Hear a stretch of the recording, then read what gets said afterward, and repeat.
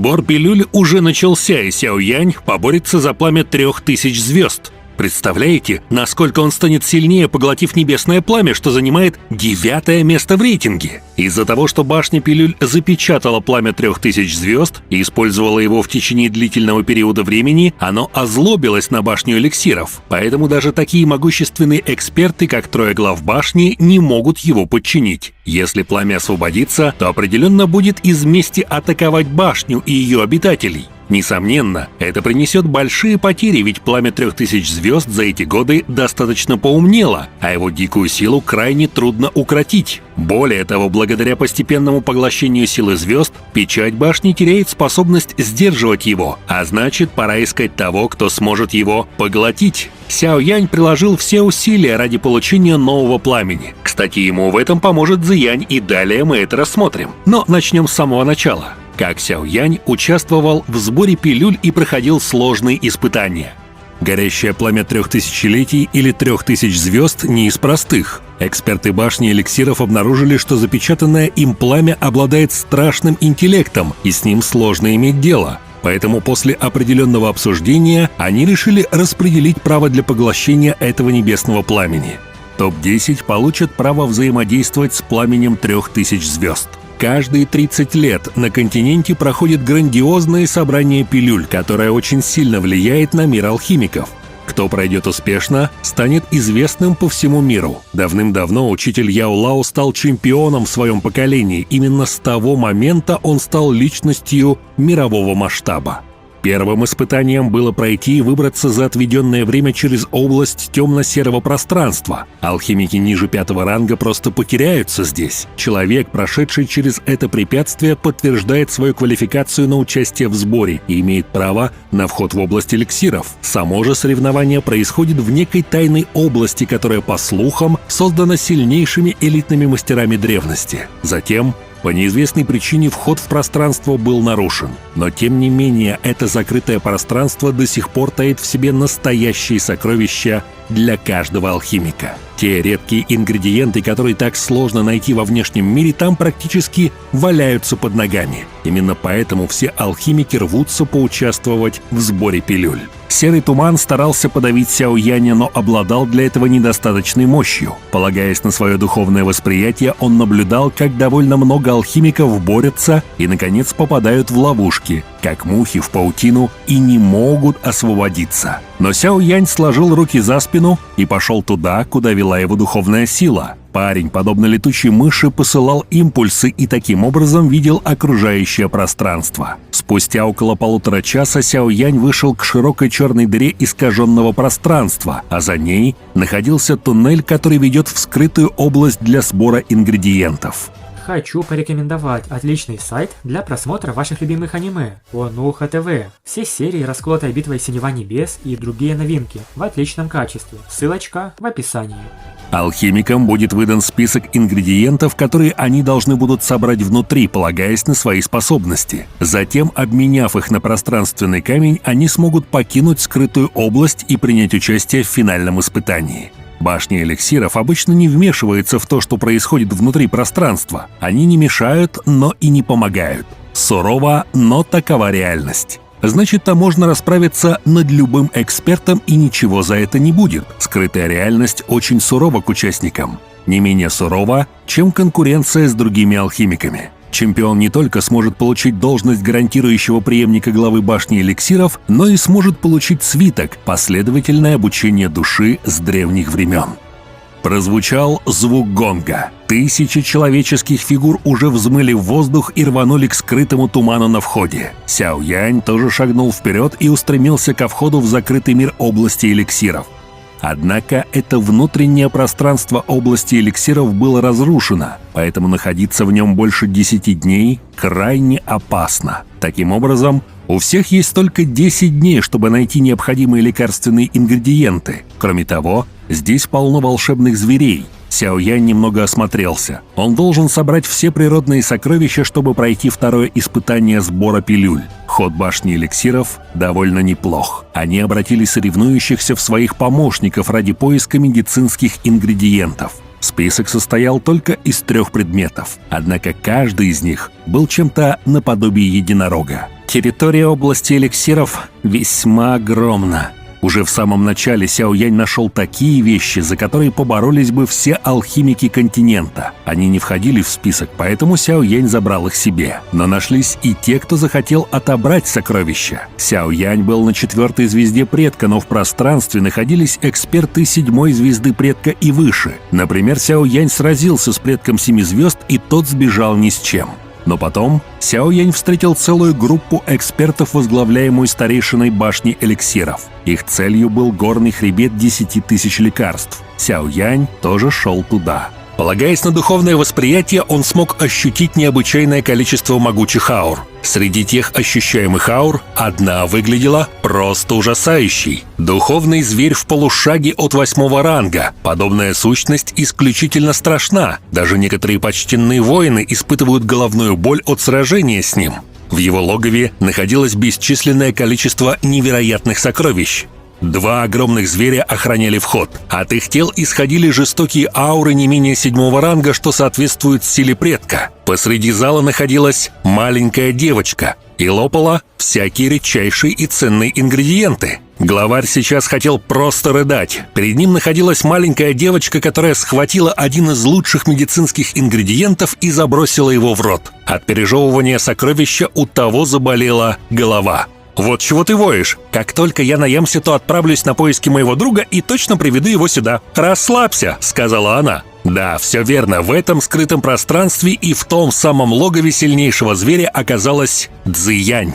Мы-то знаем, каким выдающимся зверем она является и из какого она племени, так что даже зверь 8-го ранга был послушен и не мог пойти против нее. Сяо Янь же в это время столкнулся с вражеским почтенным воином. Хотя сам он находился на уровне предка 6 звезд, почтенный воин невероятно могуч. Простым взмахом руки практик такого уровня способен с легкостью манипулировать пространством. Этим почтенным воином оказался старик Мугу. Он даже смог обхитрить 3 великих глав башни эликсиров и проникнуть в царство эликсиров. «На этот раз я не собираюсь сдерживаться. Первым делом я убью тебя и заберу твою душу. У меня есть особые методы, чтобы изъять технику сжигания». Но в тот момент, когда почтенный воин Мугу направил удар в Сяо Яня, послышался звонкий голос. Неподалеку оказалась Цзиянь вместе с тем самым могущественным зверем 8-го ранга, хозяином этой горы, и она приказала ему помочь Сяо Яню. Битва 2 почтенных воинов будет славной.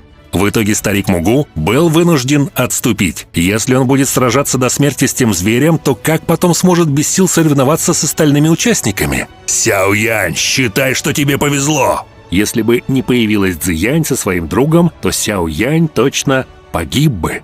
Цзиянь потянула Сяо Яня в направлении самой высокой горы, где и находилось хранилище. В логове зверя Сяо Янь легко отыскал 3 ингредиента, которые поручили ему найти башни эликсиров. А потом он занялся важным приготовлением и совершил прорыв к алхимику 8-го ранга. Но собрав все ингредиенты, пора было покинуть царство эликсиров. Согласно правилам, если участник не успевает в срок прибыть к выходу и сдать задание, то потеряет право на участие в дальнейшем соревновании. Тот большой парень и Цзиянь проводили Сяо Яня к выходу из пространства. Он выполнил задание, поэтому прошел успешно. А Цзиянь воспользовалась своими способностями, чтобы вместе с Сюньчжанем встретить его уже на той стороне. Сяо Исянь также ждала выхода Сяо Яня из царства эликсиров. Глава Еджун с гордостью наблюдал за парнем. «Я же говорил, что он легко пройдет 2-й раунд, учитывая его силы и способности».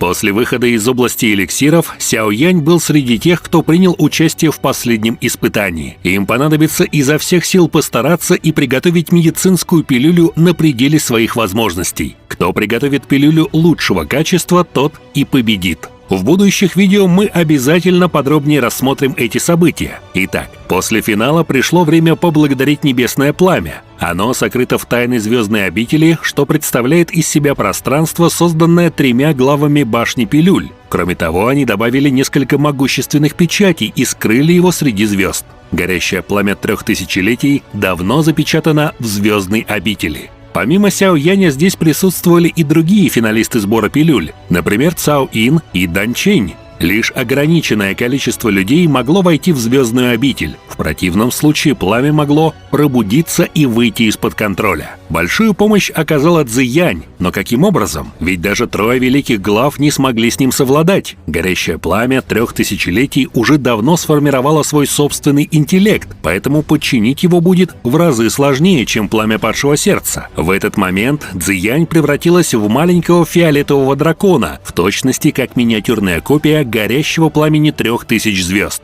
Сяоянь уже догадался, что Цзиянь относилась к древним драконам пустоты, редким и загадочным существам. Но что более важно, пламя 3000 звезд связано с ее кланом. В действительности оно было выращено драконами пустоты очень-очень давно, когда пламя 3000-летий еще пребывало лишь в начальной форме. Прародитель клана драконов пустоты обнаружил его. Однако тогда оно было все еще очень слабым, поэтому прародитель оставил на нем печать дракона. Вот почему нынешнее пламя 3000 звезд принимает форму дракона их клана. Но, к счастью, этот прежний владелец полностью утратил контакт с пламенем, иначе его точно было бы невозможно подчинить. Сяояню очень повезло, поскольку печать, оставленная предком Цзиянь, могла помочь ему подчинить пламя. Цзиянь с помощью крови древнего дракона пустоты высекла печать на руке Сяояня. Она нанесла на его ладонь символ в виде дракона, ту самую печать, которая могла помочь ему в будущем. Этот символ активируется, если поместить каплю крови на лоб горящего пламени. Однако